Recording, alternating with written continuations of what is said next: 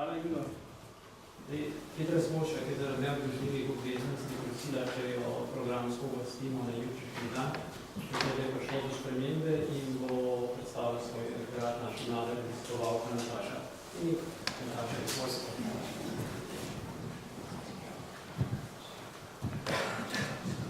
Lepo pozdravljeni. Danes bom govorila o odnosu Kranjske hranilnice, ki jo je imela do malega kmeta. Kranjska hranilnica je bila ustanovljena leta 1820 z namenom, da spodbuja prebivalstvo k varčevanju.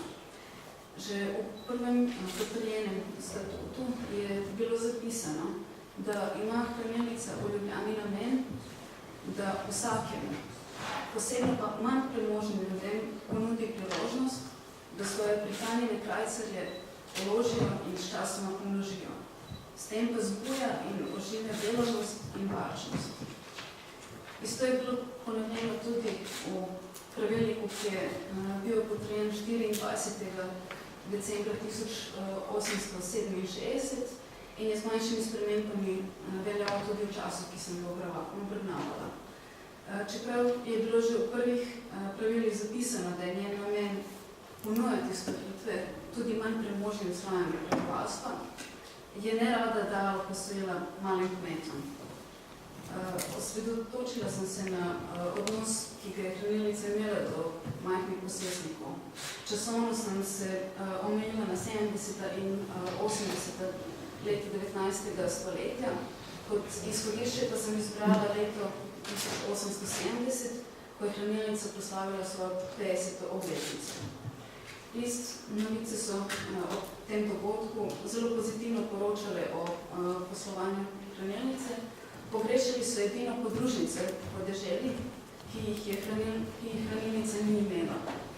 Poudarjali so, da bi na ta način omogočili, da bi pošten kmet v Zadregi po kratki poti zmogel dobiti malo posojilce. Članek je bil zaključen z upanjem, da bo hranilnica malo naredila spremembo v tem pogledu. Tekom 70. let je večkrat pomagala z dobrodelnimi akcijami, podpirala je ribogojstvo in konjerejo, k sajderskim in drugim šolam je pomagala z nabavo orodja in strojev. Do prve bolj konkretne spremembe je prišlo šele v začetku 80. let, ko je bilo upeljana posebna kategorija hipotekarnih kreditov, namenjenih malim kmetom. Obravnavano obdobje sem končala z letom 1889, ko je začela veljati odločba Generalne skupščine od 28. oktobra 1888 o posojilih in subvencijah namenjenih zadrugam, ki so temeljile na načelu vzajemnosti in solidarnosti, med temi tudi posojilci. Za lažje razumevanje določenih vprašanj bom predstavila člane pravilnika, ki je vseboval tudi pravilni red. Določeni so bili način in tudi pogoji poslovanja hranilnice. Regulirano je bilo tudi izdajanje hipotekarnih posojil, ki predstavljajo vodilno nit mojega prispevka. V pravilnem redu je bilo bolj natančno določeno delovanje ravnateljskega sveta in so bile naštete njegove pristojnosti, v okviru katerih je bilo tudi odločanje, komu naj se posojilo odobri. Za začetek 70. let so shranjene zapisniki, ki vsebujejo tudi sezname odobrenih kreditov, ampak žal so seznami sestavljeni samo iz imen in priimkov prosilcev ter zneska, ki je bil odobren. In zaradi pomanjkanja drugih podatkov, kot so na primer naslov ali poklic, ni možno točno določiti, koliko zahtevkov je prihajalo iz finančnih krogov. V pravilnem redu je bila določena kupilarna varnost, ki se je lahko dala, če se za poroštvo oziroma kaucijo položilo posestvo, je bilo upravičeno le takrat, kadar zavarovana cena, kateri se prištevajo tudi kakšni drugi dolgovi pri hišah v mestih ni presegala polovice vrednosti, pri posestvih na deželi ali zemljiščih pa ne 2/3 prave vrednosti. Zavarovana cena je da bilo posojilo. Potem je bila preloga poprošnja za posojila določena, da se varno presoja, koliko je zares vredno zemljišče, ki se zastavlja, morajo prošnji za posojilo imeti odkaz naslednje pismo. Pismo, kako si je kdo pridobil posestvo, izpisek iz zemljiške knjige, števila za posebne parcele, katastrsko polo, katero je potrdil davčni urad. Če parcela ni bila vpisana v zemljiško knjigo, prosilec je moral s sabo prinesti potrdilni list oziroma certifikat, katerega je dobil na podlagi izvedb, da so vsi v katastrskih poli po obdelavi razvrščene parcele zemljišča in da pripadajo temu zemljišču, katero je v izpisku iz zemljiške knjige zaznamovano in da med njimi ni kupljenega posestva. Vsa nakladna pisma, davčne knjige in knjižice zemljiškega zavarovanja in če je račun za zemljiško zavarovanje že plačen, to mora biti potrojeno s pogodnico, katero naj bi izdalo ravnateljstvo zemljiškega zavoda. Za hišo v mestih so morali prinesti še uradno potrojen izpisek vrednosti hiše, ki je imel tudi dokazilo, da je hiša bila zavarovana proti požaru. Da bi določili, koliko je zemljišče na deželi vredno, so od čistega zneska po katastru, ki je bil spremenjen v avstrijsko veljavo, odšteti bili cesarski davki s priklado, potem doklade in vsaka druga plačila, ki so se ponavljala. Vsakoletni dohodki od kapitala za zemljiško zavarovanje, koliko še ni bilo plačenega kapitala. Kadar se zastavljajo gozdovi in vinogradi, so se najprej odštevali davki in nakladi in še 4/5 drugih čistih dohodkov po katastrskih cenah. Hišna in gospodarska poslopja niso prišla v poštev, ampak je prosilec mogel dokazati, da je tudi to bilo požarno zavarovano. Sicer se posebno ne bi potrebilo.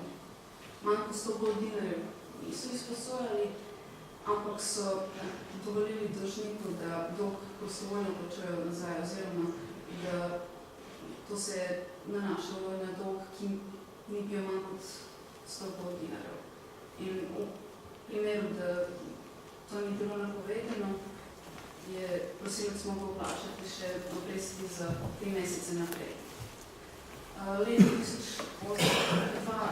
1882 je bilo knjigovodstvo preoblikovano v skladu z načeli posmernega knjigovodstva in s sklepom Generalne skupščine od 30. decembra je bila izdana nova knjižica z naslovom Navodilo za uradnike.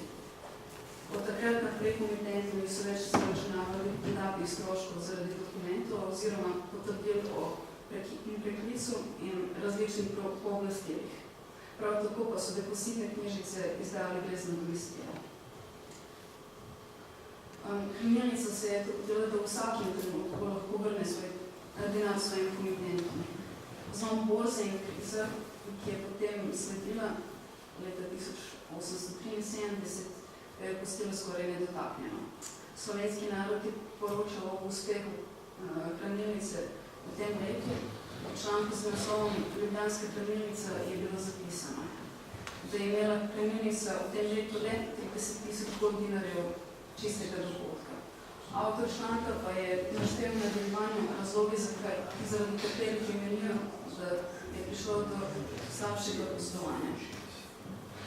To je bilo zaradi dohodninskih davkov, nizke obresti za hipotekarne kredite in zvišanje depozitne obrestne mere. In tudi denar, ki bi je namenila za stavbo realke v višini 400.000 dinarjev. Članek je vseeno zaključil optimistično in še posebej poudarjajo, da gre za neškodovalo delovanje hranilnice. Treba je poudariti pa, da je hranilnica že 5. septembra 1872 napovedala, se pravi več kot pol leta pred zlomom borze, da bo zvišala depozitne obrestne mere iz 4% na 5%. Na 4,5 in da bo po odločitev začela veljati naslednje leto. Potem je sledila še skupščina 30. novembra, tukaj prikazano je v slovenskem narodu potem med oglasi bil objavljen tudi razglas hranilnice, da s 1. julijem leta 1873 spet bojo spremenili obrestne mere in zaloge, potem so računali 5%, za hipotekarne postojila 6% in za lopartna oziroma za vrednostne papire, zlato in srebro 6,5%. V spomenici, ki je bila izdana v proslavi 75. obletnice, lahko preberemo poročilo, v katerem je bilo napisano, da so finančni pretresi, ki jih je povzročila katastrofa iz leta 1873 zahtevali le dvig obrestnih mer. To stanje ni dolgo trajalo, prilike so se hitro ustavile in obrestne mere so že konec 70-ih let spet prišli na stanje pred poslovno borzo. Kot večjo prevenitev za hranilnico so ocenili lokalno krizo, ki jo je leta 1884 povzročil dvig Štajerske eskontne banke iz Ljubljane. Za obdobje 70-ih let, le v 2 letih, 72 in 77, je bil znesek vrnjenega kapitala iz depozitnih vlog večji od zneska vplačanih sredstev, ampak resnejše izgube niso imeli, ker je bila razlika pokrita z denarjem od kapitaliziranih obresti. Koliko in kakšno vlogo je imela hranilnica pri povečanju kmečke zadolženosti v času, ki je sledil za monopolze, je težko določiti. Nekaj srednjih podatkov na temu, v koliki meri so bili kmeti zadolženi samo pri hranilnici. V 80-ih in povečanju obtoka denarja, kot posledici novega gospodarskega zakona, ob koncu finančne krize, so omogočili, da je hranilnica naredila prvi korak na glede pomoči malim kmetom.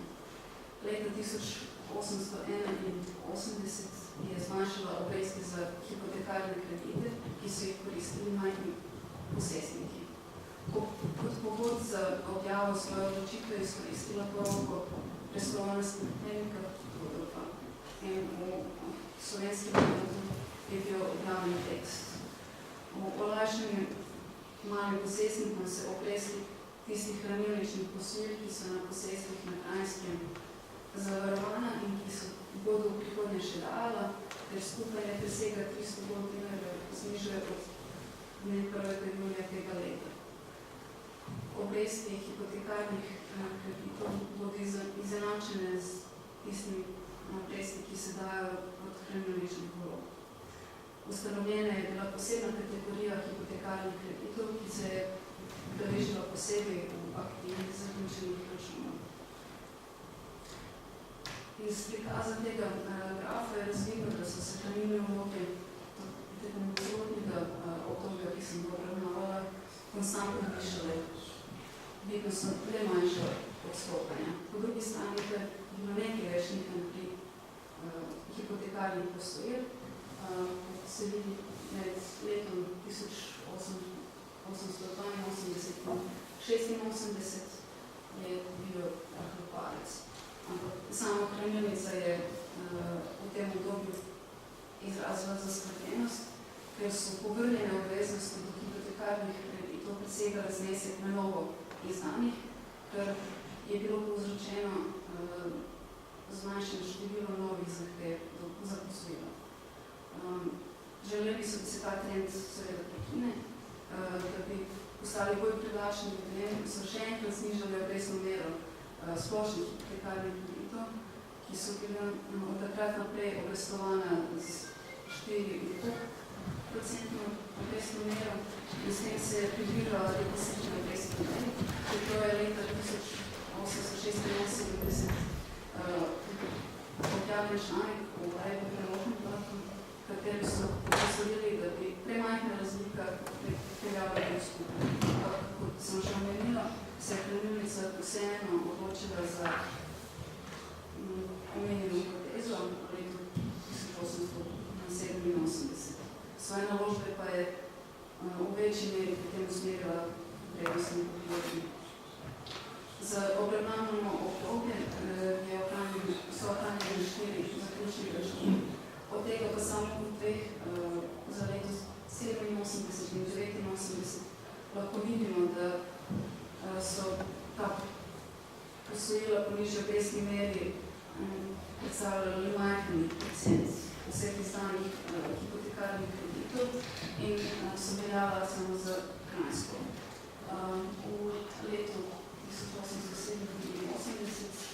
je bilo izdanih približno 11,5 milijonov dolarjev za hipotekarne kredite. In od tega je bilo za Kranjsko namenjeno slabih 4 milijone, kar je predstavljala 1/4 vseh posojila namenjena malih kmetom, pa so bili izdani višini 350,000 dolarjev, kar je v bistvu pomenilo približno 9% tega zneska za Kranjsko in samo 3% izplačene vsote za to leto. Podobno je bilo tudi v letu 1989 in v spomenici iz leta 1995 je bilo zapisano, da je koristilo ugodnost posojila po nižji obrestni meri približno 1500 malih kmetov. In če to primerjamo z številom vložnih knjižic, je to zelo majhen procent. Vložnih knjižic je takrat bilo že okrog 40,000. Kranjska je veliko pozornosti posvečala svojemu pogledu in o tem tudi govore tudi številni članki iz slovenskega naroda, Lajbah Blata in kasneje 80 Lajbah Blata. Hranilnica je redno pošiljala časopisom kratek pregled delovanja za predhodno leto, ki so časopisi objavljali konec februarja ali začetek marca. Kratka alineja, ki je bilo predstavljeno poslovanje, potem pa je sledil zelo natančen seznam vseh dobrodelnih in tako imenovanih občekoristnih daril.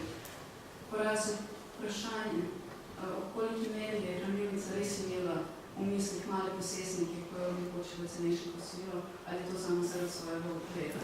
Statistično gledano ta posojilo so predstavljala majhen del poslovanja. In poleg tega pa je v omenjeni zgodnici bilo poudarjeno, da so se s časom oddaljili od svojih prvodnih namenov in v vse večji meri obračali premožnejšim slojem.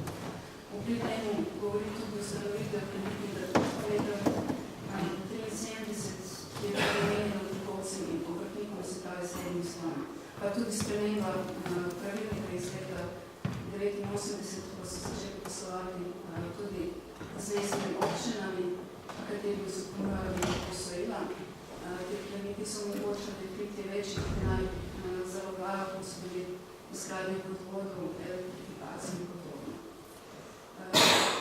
Rada bi poudarjala, da je hranilnica začela izdajati posojilo, včasih je skrbela tudi za ustanovitveni kapital zadrug, ampak svojih podružnic po deželi ni ustanovila. Pa tudi posebnega oddelka, ki bi se ukvarjal z majhnimi posestniki.